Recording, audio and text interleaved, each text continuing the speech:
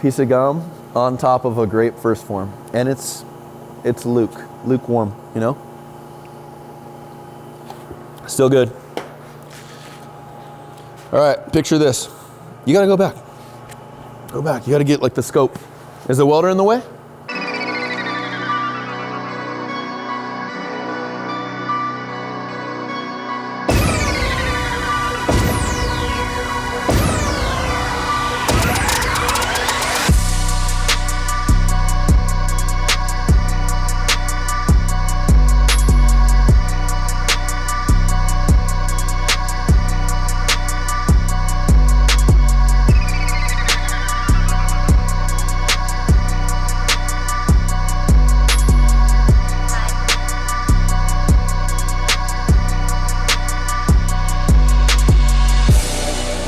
When was the last time we talked about this thing?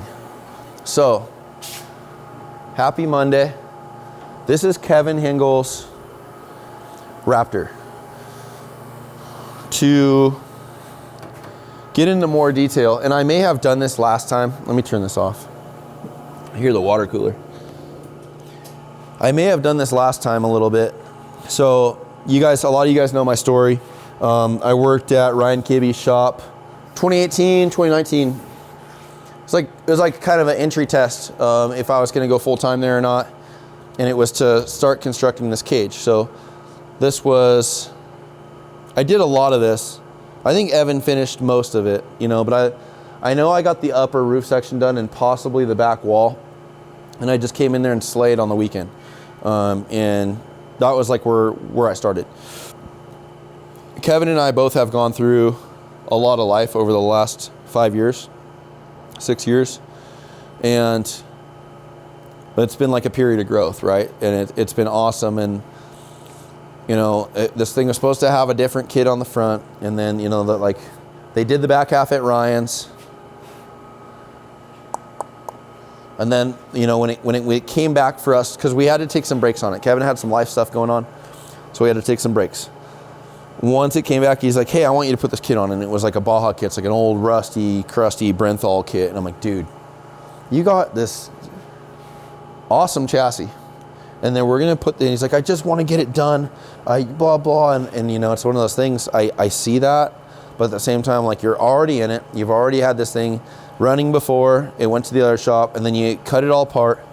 And then you had it down again. Like, you're in this thing multiple years. And then you're going to put a little tiny like a chicken bone kit on the front of this thing with a big badass 4-link and everything on the back. And, you know, I weighed the options, and I was like, I think at first we were going to have Jason Hurd design like a full A-arm, J-arm kit. We 3D printed it. It cycled pretty clean. And then, you know, I'm like, to Kevin, I think we should just beam it. Like, that way we keep the frame rails. We're not doing crazy center mount stuff. We're not cutting anything off drastically. We should just beam it. And that's when we made the call. Like, we used Mitch, and Mitch runs Mitch Made Incorporated. He has this billet beam kit. I said, hey, can we get this on the Raptor? And went through the process. It's just like anything else. You just figure out how to do it. So had a guy come out and scan it. Joe scanned it, sent him all the data. Mitch meshed all of our scan data from the frame into the computer, put all his stuff in there, and then made it work. So all the brackets, you know, steering swinger brackets, beam brackets, radius arm cross member, all of that stuff was engineered in the computer, and then he sent it all to us.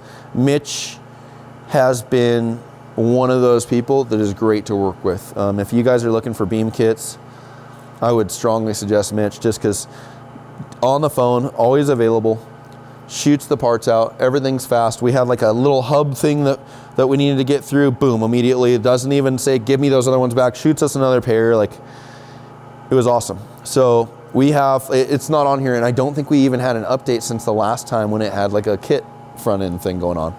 So what this is now is billet I-beam front, equal length, big hubs, Raptor bolt pattern, 6 piston calipers all around. Billet steering tie rods, straight tie rods, billet radius arms, center mount. And this car right now is right at the process of stripping for complete powder coat.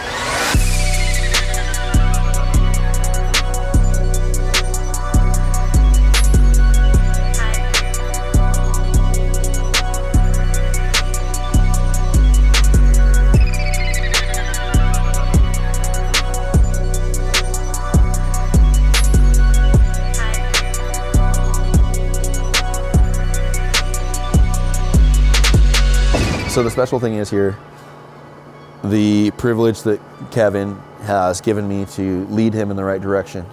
As far as what I think is the right direction, just like that, I had to do a little bit of arm twisting to get that whole thing powder coated. But I knew in the long run, the best case scenario for a pre-runner is to powder coat the shit out of them. Powder coat the frame, powder coat the body, everything. So picture this.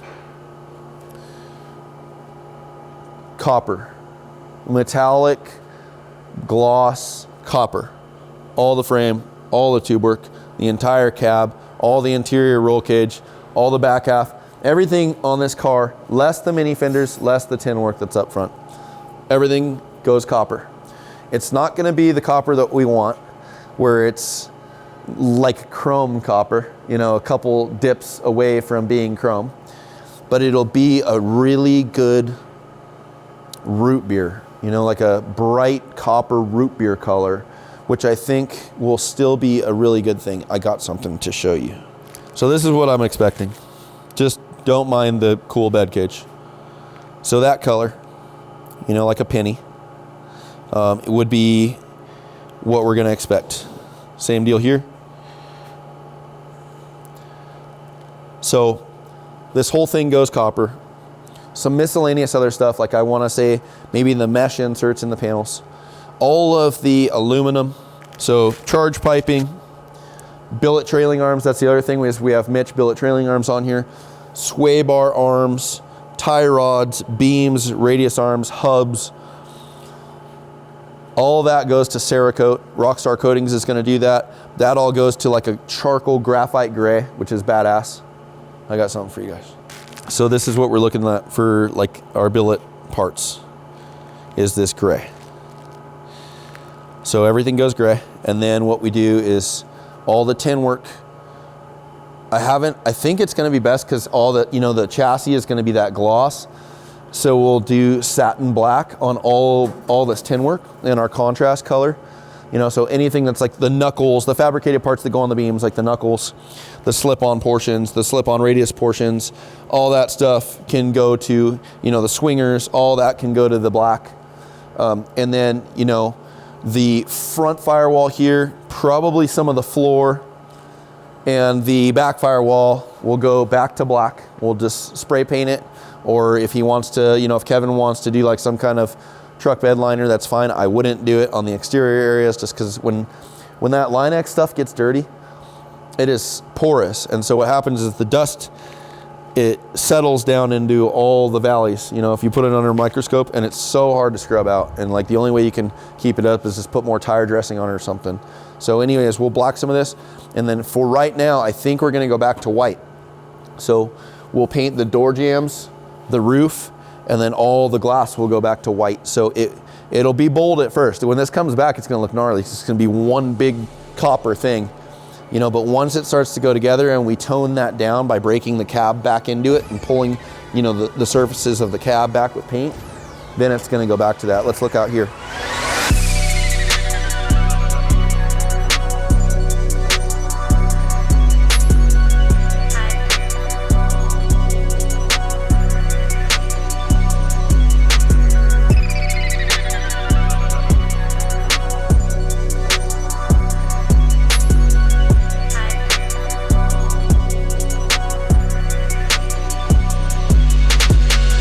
So this is what a disassembly process looks like.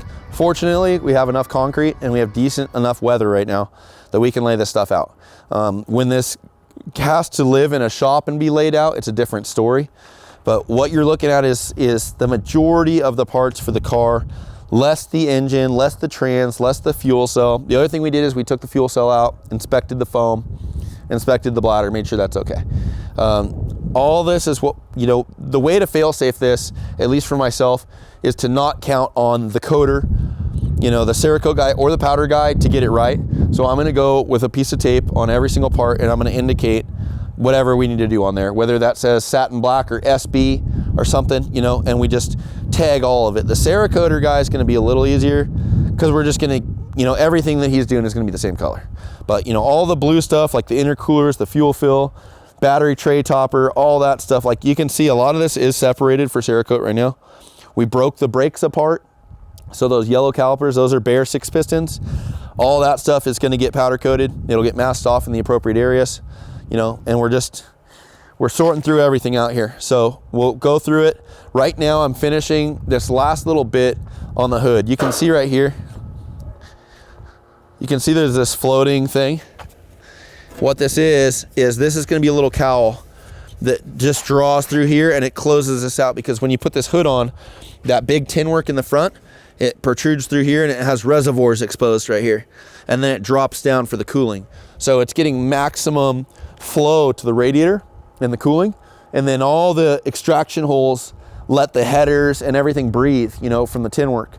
But this is another like badass feature where when you flip this thing up, it has that cool like ram deduction in the middle, but it's all part of the car. It's like a shaker, you know, except nothing shakes. So last thing we're gonna wanna do here is go through and get the body work done. I remember this clip from when we got it. It wasn't about how we mounted it or anything like that. It was just terrible fit.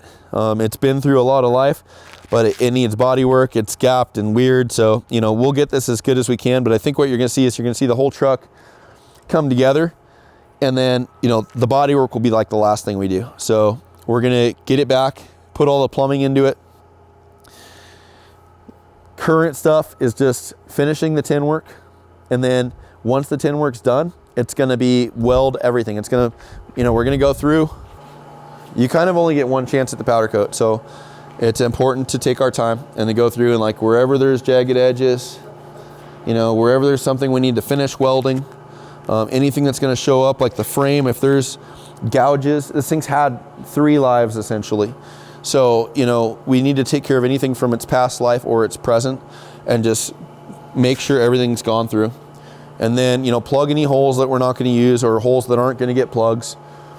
Solidify everything. There's no harness bar mount for the shoulders in the rear seat. And there's no lap belt mount or submarine strap. So there's essentially no harness provisions for the 3rd seat. So we need to get that done. And then just comb through it. The best way to do this, when I was at Cali Customs with Adam, and we were building Joe Black's pre-runner and the Norland pre-runner, Jim's pre-runner, that was something where we went through and we inspected everything. We had 3 guys on it, and everybody just goes in and they tape everything they find instead of 1 set of eyes. So then you have, you know, 2 more sets, and you tape off everything where you can see like, oh, that's not a finished weld. Oh, that's a root pass. This thing's needs to be trimmed. Oh, you got to fill here. So we'll do that. And I think that's going to be something we either do this week or the following week. And then this is going to go off to powder.